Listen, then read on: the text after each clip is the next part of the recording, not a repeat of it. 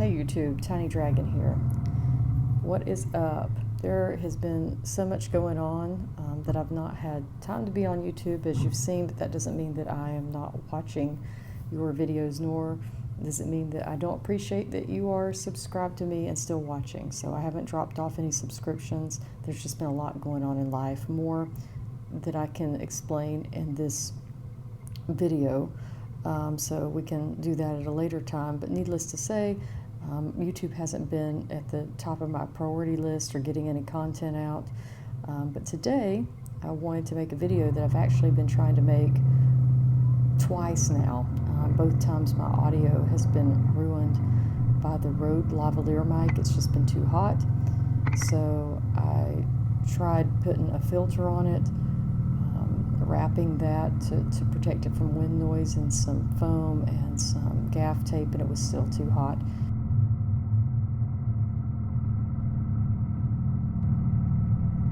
Rather than to waste this footage this time, I was just going to do a voiceover with this new Shure lavalier mic. So you're going to see me writing, probably talking with my hands, etc.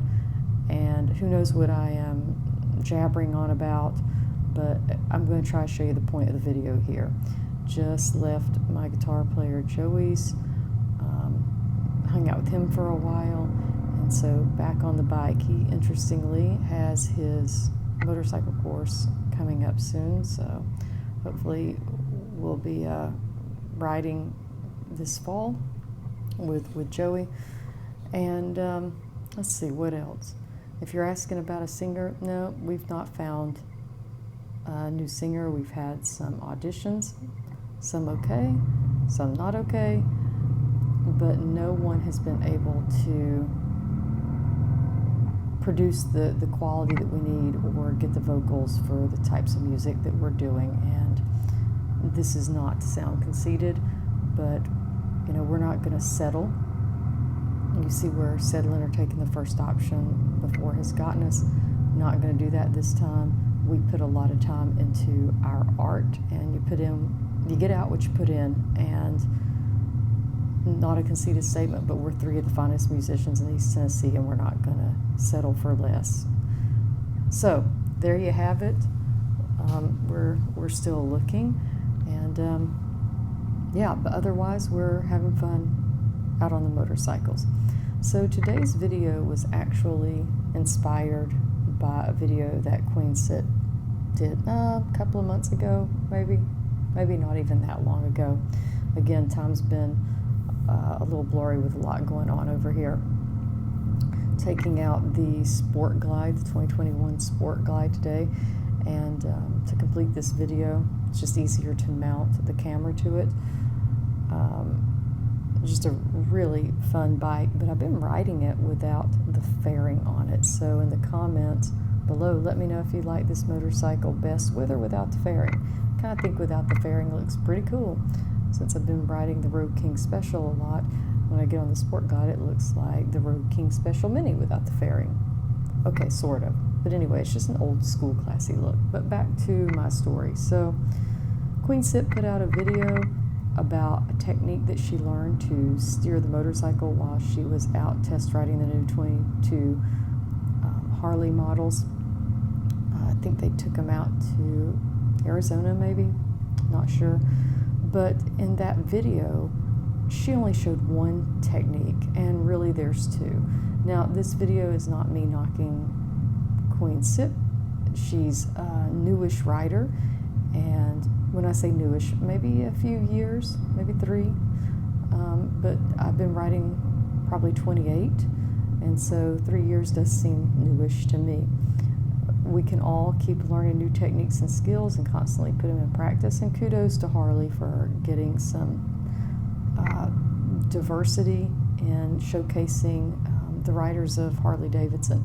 It's a global market, and Harley has a variety of bikes to represent the needs of a global market, and having folks to be brand ambassadors and promoting your product from all different walks of life, whether it's nationality, religion, race, sex, all those things really come into play to help promote Harley as, you know, having a motorcycle or something for everyone. So, you know, the Sons of Anarchy, the one percenter image that Harley has portrayed for years, not saying anything against 1% clubs, but 1% doesn't get you market share, doesn't keep the lights on or pay the bills, doesn't make investors happy, right? So there you have it. Kudos to Harley.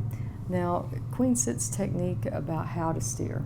She showed one. She called it counter steering, which I wouldn't have called it exactly counter steering. And I got a few people tried to fire me up on a comment that I made on that video. But potato. I don't want to get caught up in the semantics. What one person calls counter steering, another person may call push steering, etc. I'm just going to call these two techniques, Technique 1 and Technique 2. And so you're going to see me here in a second do those techniques. I'm going to have to show a split screen. I think if you see the view from the road and then the view from me trying to describe what I'm doing with my hands will describe these two techniques to steer your bike.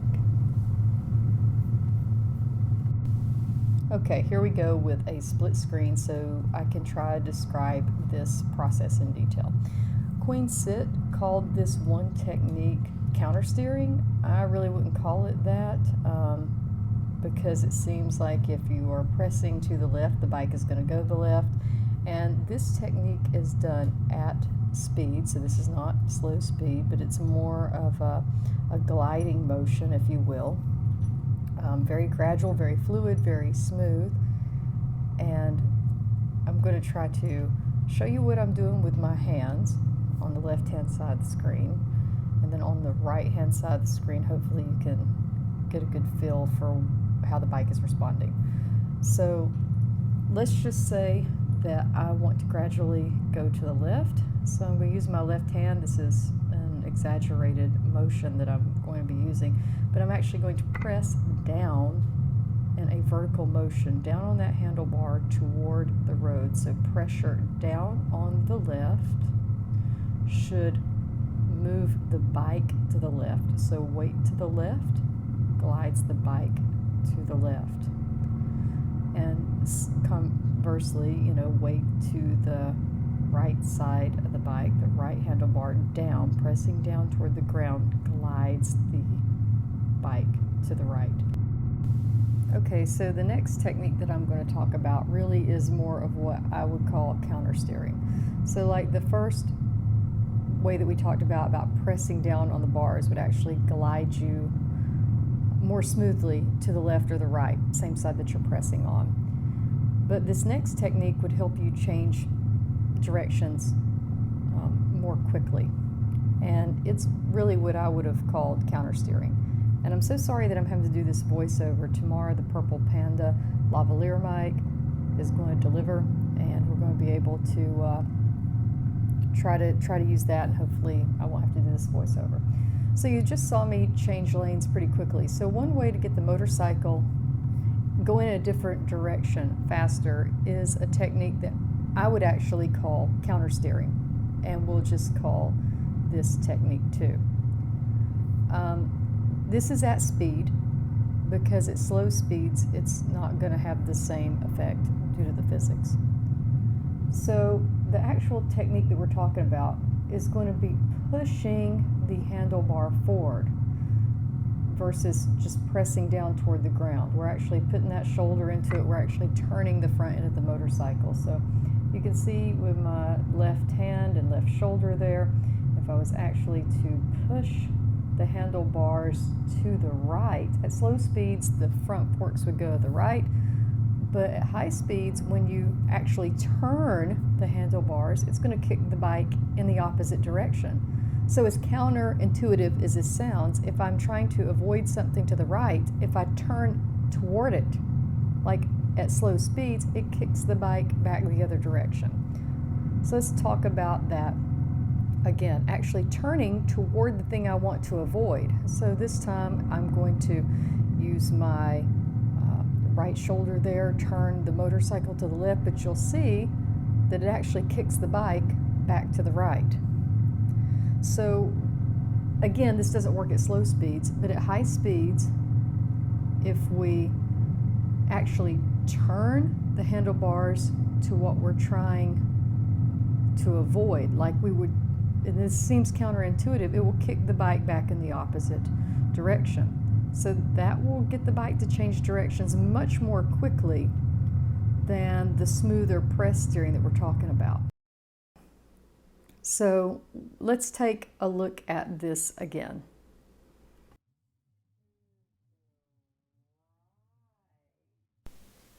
Okay, we're going to look at this in slow motion and talk about what we're doing. We're going to kick the bike back to the left by actually turning or steering the handlebars to the right, turning that front end to the right. Now, if you were doing this at slow speeds and you went to the right, the bike would follow the trajectory to the right. But you'll see that when we do this at speed, the physics will take over and it will actually kick the bike back to the left. And this is what I'll call counter steering. So imagine that I'm going to try to avoid something here in the road that would be on my right. I'm going to actually steer toward that right here. I'm going to try to look at this in slow-mo. All right, there's that movement. And then the bike is now kicked back to the left. I steered to the right and the bike kicked back to the left. And so this is in slow motion, and obviously the quicker, harder, or the sharper you do that, the faster you can get the bike kicked back in a lean. But remember, you've got to correct for it.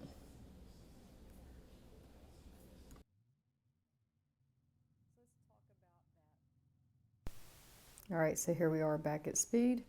We're going to turn the handlebars to the left and the bike's going to kick back to the right. So there's that little motion. Front fork turns to the right, bike kicks to the left. Hopefully this video has been helpful. Ride safe if you're out there riding a motorcycle.